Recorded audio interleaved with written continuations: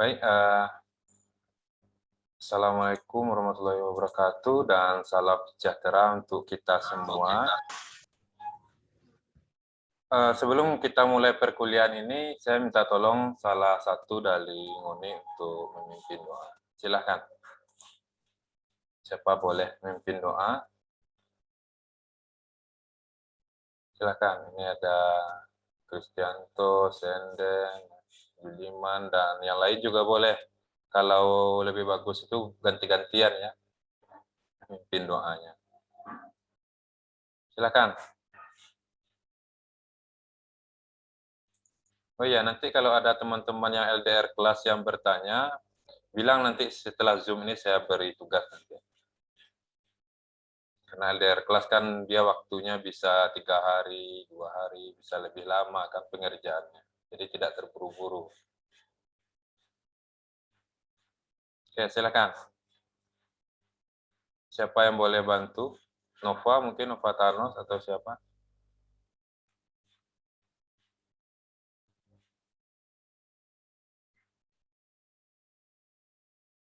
Silakan.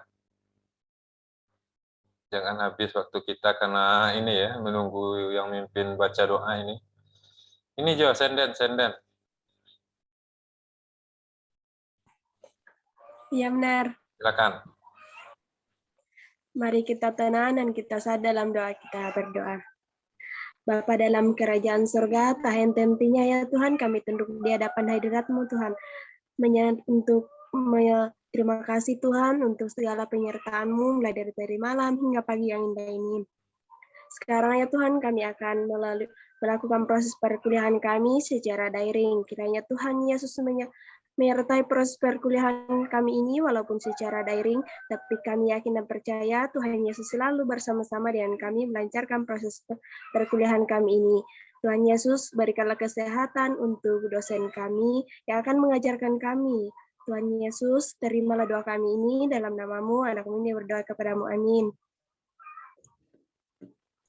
Oke, amin. Terima kasih, Senden ya.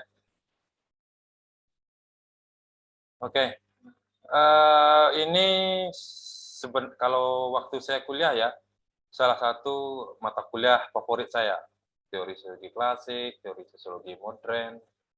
Nah, menurut saya seorang yang background keilmuannya sosiologi harus menguasai teori ya, harus menguasai teori, dan itu nanti akan memudahkan kita apakah mau jadi guru, mau jadi dosen, mau jadi peneliti, mau jadi pengamat ya. Nah, itu akan memudahkan kita. Kita memahami teori sehingga kita bisa melihat sebuah realitas. Kita bisa meneliti ya, membuat artikel dan lain sebagainya. Jadi saya yakin bagi yang serius mengikuti mata kuliah teori dia akan lebih cepat memahami sosiologi dan lebih cepat juga biasanya menyelesaikan studinya, termasuk melakukan penelitian, menulis skripsi gitu ya. Biasanya begitu, karena dia paham teori. Oke, saya mau share screen di bagian Google Classroom ya. Saya mau review mata kuliah ini dari pertemuan sebelumnya. Jadi sambil mereview ini saya tunggu ya, kelompok 5 saya lihat belum mengirimkan PowerPoint-nya, baik itu ke tugas yang dari awal maupun ke tugas yang baru saja saya tulis di Google Classroom. Saya arahkan tadi untuk mengirimkan PowerPoint-nya ke kolom komentar, tapi sampai sekarang saya lihat belum ada ya. Nanti kalau tidak ada juga saya tidak kasih nilai. Ini yang kemarin. Ini jelas share screen saya di layarnya atau ada yang tertutup?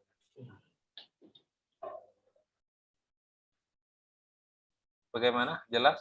Sylvia Tempo jelas ini yang saya share? Jelas, Ner. Oke ya. Idealis, aktifkan mikrofonnya. Mana dia idealis?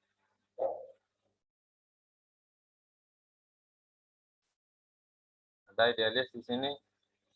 Nah, Jessica? Ada Jessica? Iya benar. Mana orangnya ini? Jessica. Oh, Jessica Sapira. Aktifkan mikrofonnya, Jessica. Oke. Kemarin ini kelompok Jessica kemarin ya tentang teori pertukaran sosial. Saya mau minta tolong Jessica coba. Kira-kira apa itu teori pertukaran sosial? Maksudnya apa?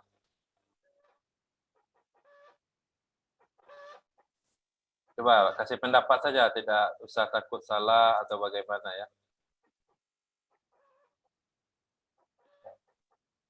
Apa teori pertukaran sosial menurut Jessica? Teori pertukaran menurut saya suatu teori atau perilaku individu yang berubah benar. Teori? Coba minta tolong ulang. Teori pertukaran menurut saya itu adalah perilaku seseorang atau individu yang berubah benar. Perilaku seseorang atau individu yang berubah. Oke ya. Siapa lagi kemarin ini? Terima kasih Jessica ya. Sergia mana? Coba aktifkan mikrofonnya, Sergia Sarese. Ada orangnya? Jessica sudah dapat nilai ya, tadi sudah memberikan pendapat. Sergia mana? Tidak ada? Majid Dama? Majid? Alprince? Hendrawita? Iya benar. Oke, siapa itu? Sergia ya? Alprince benar. Oh, Alprince. Oh iya. Coba kasih pendapat Alfred. Pertanyaannya sama. Teori pertukaran sosial itu adalah teori komunikasi yang ada di dalam ilmu sosial. Teori komunikasi yang ada di dalam ilmu sosial. Nah, kenapa dipakai sosiologi? Karena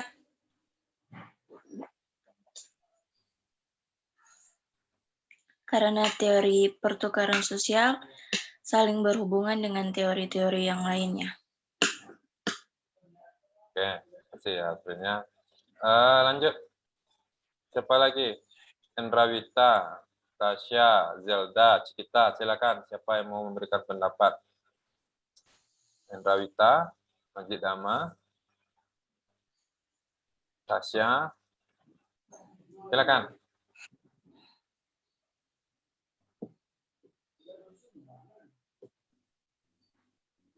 Atau yang lain, silakan. Siapa yang mau memberikan pendapat? Kan kemarin Ngoni sudah diskusi itu. Nah, apa yang didapat itu dari diskusi itu? Kalau tidak, berarti belum ini diskusinya ya, belum mendapatkan hasil yang diinginkan. Dari beberapa pendapat tadi bagus ya, tapi harus dilengkapi lagi. Apa itu dari pertukaran sosial? Saya minta contoh lah. Silakan Juliman, saya minta contoh dari pertukaran sosial itu apa contohnya? Biasanya kalau dari contoh akan lebih mudah memahami. Nah, ada Juliman di sini.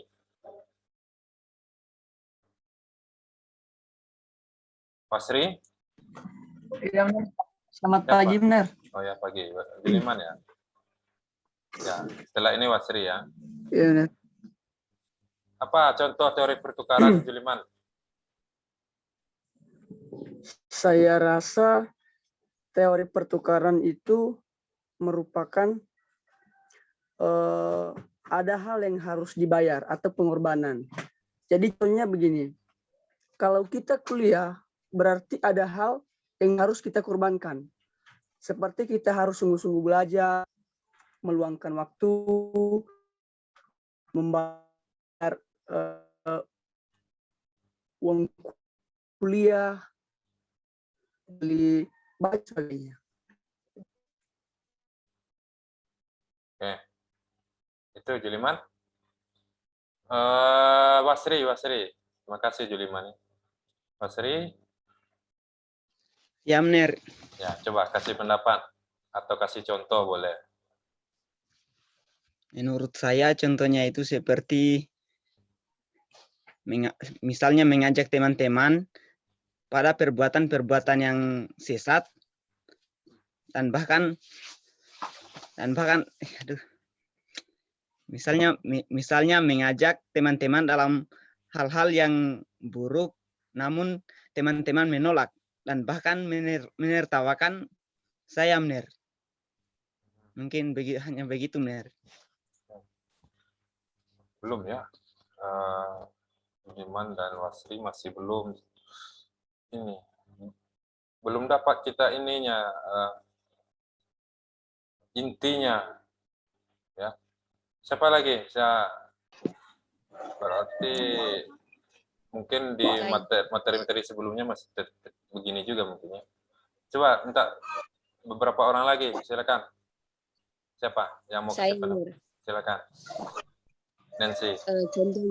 Contohnya, kalau misalkan contohnya yang ada yang dalam teori pertukaran sosial, misalnya saya mengajak teman ke kampus atau yang waktu lalu ada acara di kampus, misalnya pertukaran mahasiswa atau kedatangan mahasiswa dari luar kampus, baru ada pertukaran mahasiswa lagi dari kampus lain, dan contohnya rupa kita mengajak teman ayo kita ke kampus bareng-bareng begitu.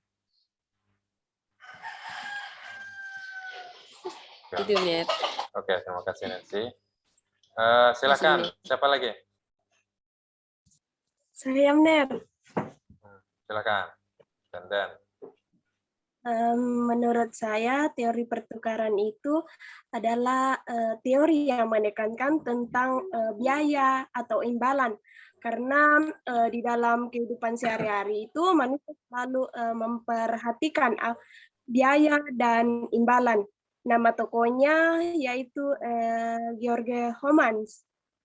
Contohnya yaitu seperti misalnya ada seorang ibu yang pulang dari pasar, baru membawa barang belanjanya yang banyak sekali. Baru ada seorang anak yang melihat ibu tersebut. Lalu seorang anak itu menolong ibu tersebut untuk membawakan barang belanjaannya. Jadi di sini itu anak itu termasuk dalam biaya, sedangkan ibu tersebut termasuk dalam imbalan. Jadi di sini itu ibu tersebut memberikan uang Rp1.000 kepada anak tersebut.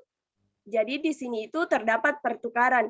Jadi anak tersebut menolong ibu yang membawa barang belanjanya, sedangkan anak itu dikasih uang Rp1.000. Demikian, Ner. Ya, terima kasih Sandan ya. Ini sudah mulai menjurus ya. Cuma mungkin contohnya ada kata kuncinya yang belum dipakai. Silakan, siapa lagi yang mau ini ya? Padahal di sini sudah ada ya. Di PowerPoint-nya sudah ada. Saya tampilkan ini di layar, Ngoni seharusnya bisa baca ini kan. Yang disampaikan Senden tadi juga sudah ada di sini.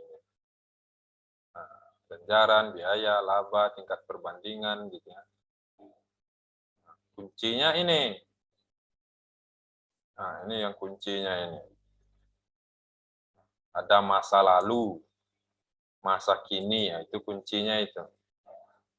Nah, di sini juga ada perilaku aktor terhadap lingkungan dan dampak lingkungan terhadap perilaku aktor. Nah, ada kuncinya di kalimat yang ini. Ada.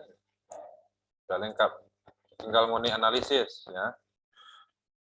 Tidak apa-apa. Siapa lagi masih ada? Sudah mulai ya. Mungkin ada yang boleh ini simpulkan lagi ya tentang teori pertukaran sosial ini.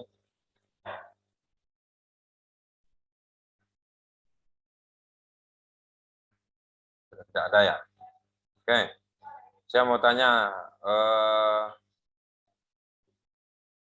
Senden, mana tadi Senden? Aktifkan mikrofonnya. Ya, benar. Senden, kalau ada temannya ulang tahun dikasih hadiah atau tidak? Biasa dikasih hadiah, biasa tidak. Ya, kalau Senden ulang tahun dikasih hadiah atau tidak? Tidak, benar. Bagaimana? Tidak Kalau dikasih, benar. Ya, maksudnya kalau dirayakan, kira-kira dikasih enggak sama teman-temannya hadiah? Ya, dikasih, benar. Nah, berarti ada enggak hubungannya dengan yang tadi, ganjaran, imbalan? Berarti bagaimana itu, Senden? Kalau Iya, Senden ulang tahun dikasih hadiah, kemudian ketika teman Senden ulang tahun, Senden kasih hadiah juga. Gimana kira-kira hubungannya dengan teori pertukaran itu? berarti hubungannya di sini itu berarti saling berhubungan. Misalnya, berarti sama-sama menguntungkan. Tidak Saya ada mau- yang rugi. Ya, coba lihat dari perilakunya Senden. Perilaku Senden ketika temannya ulang tahun, Senden beri hadiah. Itu perilaku toh? Atau Iya, mengarah iya, ke benar. tindakan. Kemudian juga perilaku teman Senden ketika Senden ulang tahun, dia kasih Senden hadiah juga. Berarti kan perilakunya sama toh? Iya. Nah, itu diarahkan ke sana. Ada pertukaran enggak di sana dalam hal perilaku? Ya, benar. Bagaimana? Ada pertukaran perilaku tidak? Tidak ada, benar. Sama-sama perilakunya. Sama-sama memberi kalau sama-sama ulang tahun. Ya, kan bertukar itu. Saya kasih Senden, Senden kasih saya. Bertukar enggak itu? Benar, Perilaku. bertukar. Nah, itu dia. Iya, benar. Nah, itu yang pertukaran perilaku. Kalau Senden dijambak ya, atau ditonjok temannya, Senden tonjok balik nah. Iya, benar. Nah, misalnya begitu, itu pertukaran perilaku namanya. Nah, oke. Nah, lebih menjurus ke sini lagi ya, masa lalu dan masa kini. Zaman dulu, kira-kira zaman dulu, zaman penjajahan atau pokoknya zaman dulu lah. Orang ulang tahun ada dikasih hadiah enggak kira-kira? Dilihat di TV, di koran itu. Ada enggak, Senden? Tidak ada, benar. Ada enggak dirayakan orang zaman dulu itu ulang tahun? Tidak ada, benar. Saya enggak ada lihat di film. Tidak, benar. Ada orang zaman dulu merayakan ulang tahun juga toh. Ada, cuman mungkin bedanya kalau sekarang sudah pakai kue dan lain-lain. Nah, zaman dulu ada juga. Coba tanya orang tuanya. Ada enggak dirayakan dulu ulang tahunnya? Mungkin orang tua kita, karena kita di pedesaan mungkin ya. Kalau orang-orang yang di perkotaan itu kan mereka rayakan toh. Iya, benar. Nah, ya. Maksudnya begini, ketika di masa lalu hal itu dilakukan, merayakan ulang tahun itu dilakukan di masa lalu, maka perilaku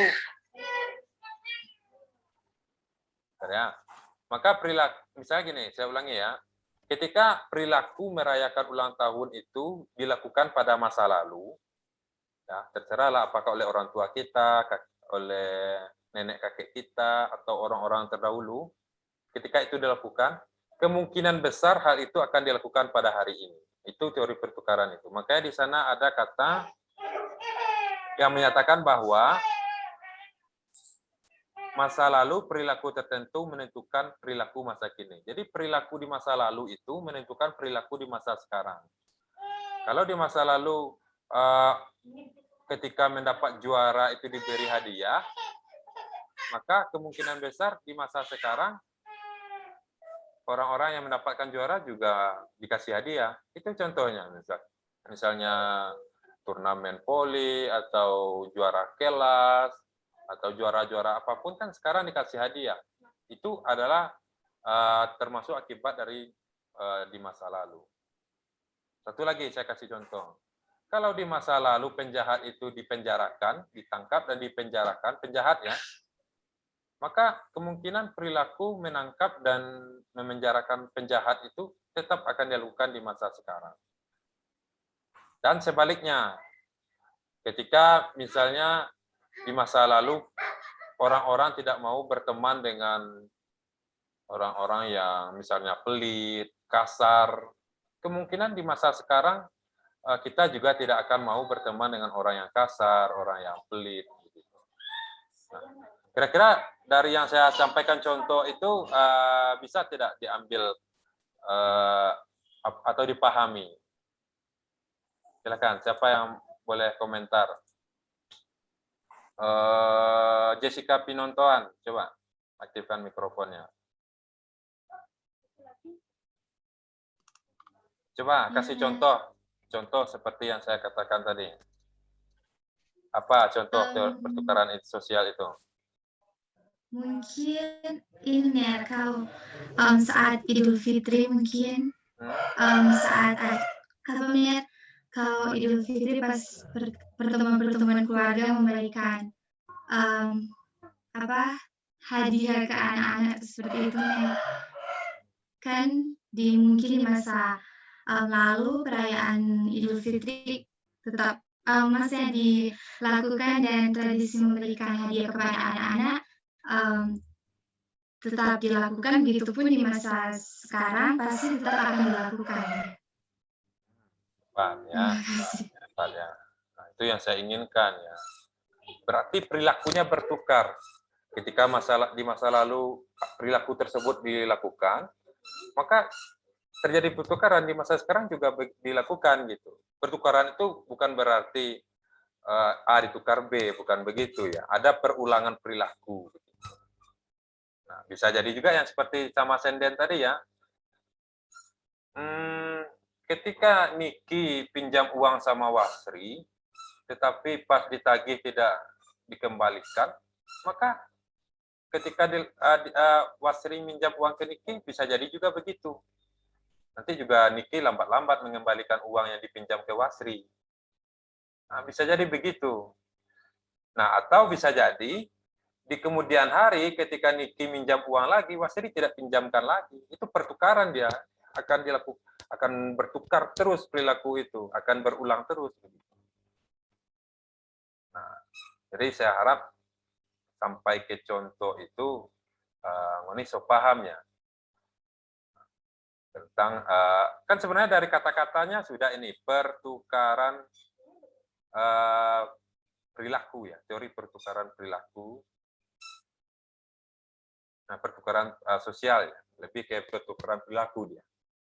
Bertukar dia, apa yang kita lakukan kepada orang lain, kemungkinan itu pula yang akan dilakukan oleh orang lain ke kita. Ya, kalau kita pelit ke orang lain, ya kemungkinan orang lain juga akan pelit kepada kita. Kemudian saya akan komentari sedikit yang disampaikan oleh siapa tadi, Jessica Pinontoan ya, tentang Idul Fitri. Nah, ini saya jelaskan sedikit. Ini di agama Islam ya, saya jelaskan sedikit. Kan Nabi di agama Islam itu Nabi Muhammad ya. Jadi kalau bagi orang Islam, apapun yang dilakukan oleh Nabi Muhammad di masa lalu, mereka berusaha untuk meniru kalau bisa persis. Makanya Ngoni tidak akan mudah sekali ya melihat orang-orang zaman sekarang pakai celana jingkrang yang di atas mata kaki itu. Orang-orang Islam yang jenggotnya panjang ya, yang pakai jubah, itu karena meniru Nabi Muhammad. Nah, jadi itu kalau di agama Islam seperti itu. Mereka sebisa mungkin akan meniru. Bahkan bentuknya, perilakunya, sifatnya. Kalau bisa ditiru persis, nah mereka akan tiru itu. Nah, itu ya. Bisa dijadikan contoh ke teori pertukaran sosial ini, saya pikir ya. Oke, saya rasa cukup itu. Kita masuk ke mata kuliah selanjutnya, ke materi selanjutnya. Tapi kalau masih ada yang mau bertanya tentang teori pertukaran ini, masih boleh ya, silakan. Kalau masih ada. Sebelum kita masuk. Saya akan cek Google Classroom. Kalau masih tidak ada, itu PowerPoint kelompoknya, saya tidak kasih nilai ya. Saya tidak kasih nilai, saya akan tandai itu kelompok 5 itu ya. Berarti mereka tidak dapat nilai nanti.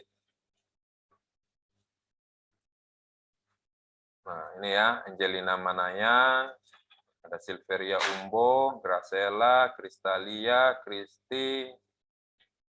Ya, ini sebenarnya saya masih punya waktu, ini 10 menit untuk menjelaskan. Maria Salayar, Nining, Stefra. Nah, ini nanti saya tandai. Oh, tidak ada ya. Tapi kalau ada ya kita lanjutkan.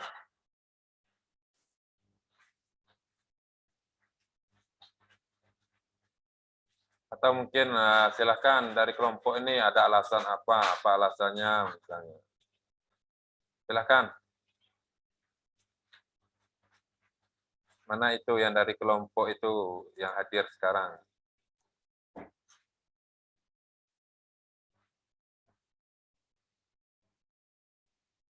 Saya mau lihat, coba saya refresh ya.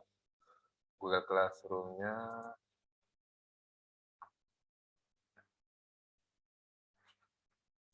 Sekarang itu kita sebenarnya masuk ke teori fenomenologi ya. Itu sangat asik juga sebenarnya mempelajari teori fenomenologi.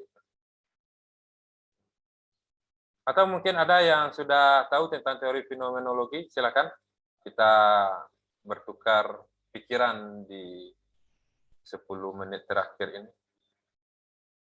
Siapa yang sudah baca teori fenomenologi? Yang punya buku teori sosiologi klasik dan modern itu seharusnya ini ya, ada di sana lengkap itu.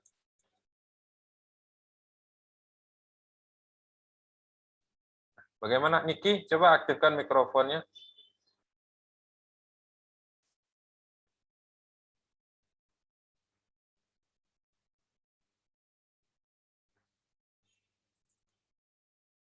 Mana Niki? Niki boleh? Ya benar. Ya. Ya benar. Pernah dengar teori fenomenologi? Saya lihat di Google benar. Ya, apa katanya? Fenomenologi adalah sebuah disiplin ilmu dan studi inquiry deskriptif yang meletakkan perhatiannya pada studi atas penampakan atau fenomena, akuisisi pengalaman dan kesadaran. Ya. Oke. Itu apa yang didapat dari yang di Google itu kira-kira menurut pendapatnya?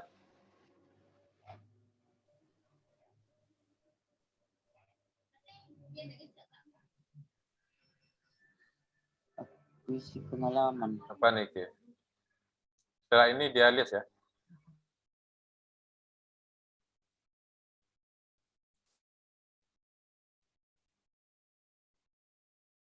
Mana idealis tadi?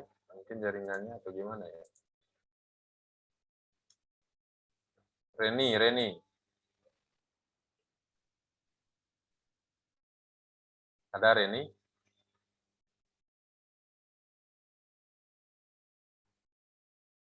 Yusril?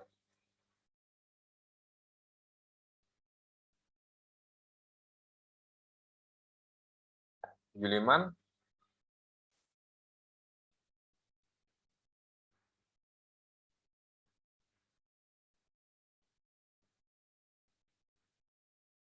Yusril, boleh aktifkan mikrofonnya?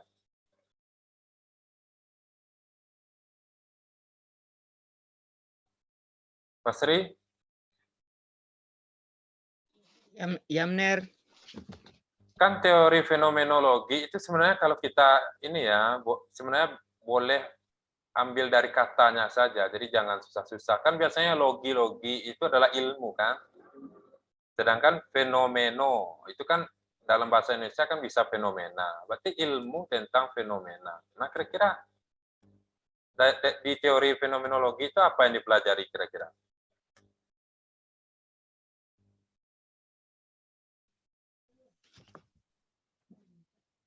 Yang dipelajari itu benar mengenai penampilan,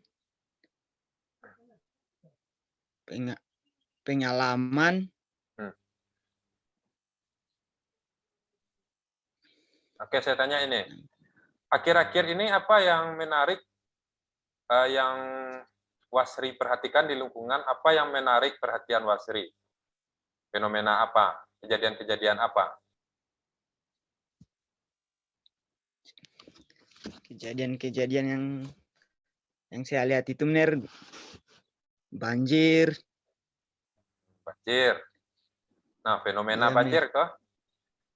Iya, benar. Nah, kenapa kok banjir itu terjadi berulang-ulang begitu? Nah, cuman kan agak kurang tepat. Sebenarnya ada juga hubungannya dengan sosiologi ya. Mungkin perilaku masyarakatnya yang buang sampah sembarangan, atau mungkin ada oknum yang menebang pohon, ya soal bisnis lah, soal pemelakan liar dan lain-lain gitu ya. Bisa itu sebenarnya dikaji oleh sosiologi. Nah, itu bisa kita masukkan, bisa kita kaji dengan teori fenomenologi itu.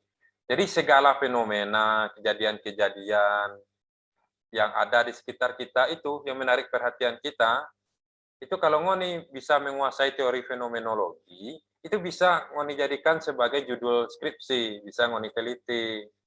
Ya misalnya tadi, pengaruh perilaku masyarakat terhadap fenomena banjir di daerah ini. Nah, itu bisa diteliti itu. Ya. Atau apa ya, perilaku tidak tepat waktu di mana kayak gitu ya, terserah. Kan kita ini susah sekali tepat waktu ya. Dibuat jadwal jam 9, jadinya jam 10. Atau sengaja diundur jadi jam 11. Nah, terserah, pokoknya fenomena-fenomena yang ada itu boleh ngoni jadikan penelitian ya, perhatian juga. Atau sekarang, karena sekarang bulan Ramadan kan ngoni boleh lihat itu bagaimana yang Muslim, misalnya berburu takjil di sore hari, mereka rame-rame keluar mencari makanan gitu ya. Atau di subuh mereka kalau ada di daerah yang ramai Muslimnya, itu biasanya heboh ya, dengan suara membangunkan sahur itu. Atau kalau dilihat di TV. Nah, itu boleh juga fenomena itu, fenomena umat Muslim berburu takjil di bulan Ramadan. Nah, itu bisa dikaji dengan teori fenomenologi itu. Nah, itu kenapa tadi saya sampaikan bahwa penting sekali Ngoni serius mempelajari teori ini supaya nanti Ngoni mudah menulis skripsi ya. Karena tujuan akhirnya biasanya membuat mahasiswa lama studi itu adalah skripsi biasanya. Itu sampai setahun, 2 tahun ya, bahkan hampir di DO itu jadi mahasiswa abadi ya. Nah, itu biasanya di skripsi. Jadi cobalah mulai lagi ya baca-baca lambat-lambat. Kalau ada yang tidak paham, boleh kok hubungi saya dosennya, boleh cari di Google, boleh tonton di YouTube. Ya, kalau saya biasanya saya berusaha memahaminya atau memahami dan menjelaskan itu dengan cara sederhana, dengan contoh-contoh yang dekat dengan kita. Kalau bahasa buku, biasanya pusing itu, karena bahasanya sangat tinggi sekali itu di buku. Oke, saya rasa itu tentang teori fenomenologi, pengantar yang bisa saya berikan. Nah, untuk kelompok 5 ya, kalau sama Prof Ngoni ini sudah D ini nilai. Atau E ya, atau gagal ya. Pasti. Saya pastikan itu. Kalau sampai tahu sama Prof Ngoni tidak memasukkan PowerPoint, tidak tampil ya, D atau E, gagal. Pasti ngulang lagi. Nah, tapi saya kasih waktu hari ini ya, sampai jam 12 malam. Untuk memasukkan PowerPoint dan untuk membuat laporan diskusinya, itu tulis saja di kolom komentar di Google Classroom. Setelah ini silakan lakukan diskusi dengan kelompok 5, buat laporan diskusi dan kirim PowerPoint-nya. Kalau tidak ada sampai jam 12, nanti saya laporkan, maksudnya saya buat catatannya. Biasanya dikasih E atau D sama Prof.